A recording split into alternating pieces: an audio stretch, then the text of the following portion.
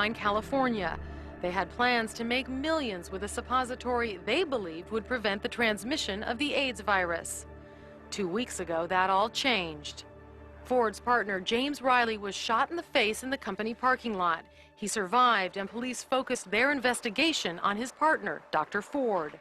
Before police could question Ford, he committed suicide.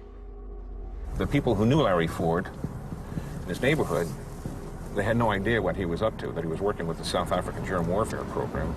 Larry Ford was messing around with chemical biological warfare agents, and he was mutating germs. He had perfected these germs and mutated them to the point that they had absolutely no known antidotes. No known antidotes. They're in the house, there are cops going in there. What do you do? Fitzpatrick dialed the police to warn them.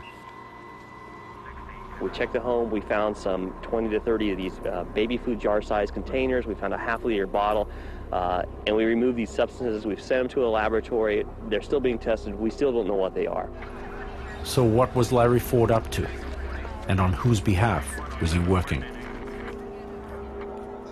Larry was a wonderful fellow, mad as a hatter. He used to rock up in South Africa, having flown intercontinental flights with a trousers pocket full of goodies in sealed vials that he claimed were new and wonderful organisms and could do the most wonderful things on Earth.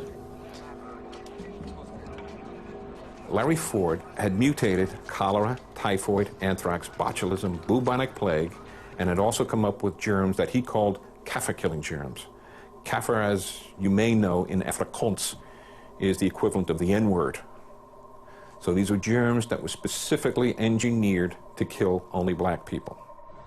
In other words, an ethnic biological weapon.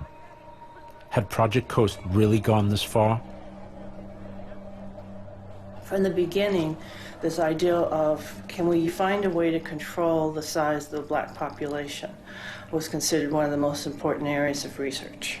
It got even more important over time as the size of the black population and the seriousness of the uprisings increased. So that's one reason why they got into genetic modification, research into is there a way to have contraceptives that could somehow basically sterilize blacks without them knowing it, and kind of all kinds of what at the time, or in hindsight, seemed like pretty far out research. There was some talk about an ethnic weapon Project Coast working on that was, quote, black bomb. That was great, yeah, that was the most fun I've had in my life. That whole episode of the ethnic weapon was very well set out in court, in the court papers.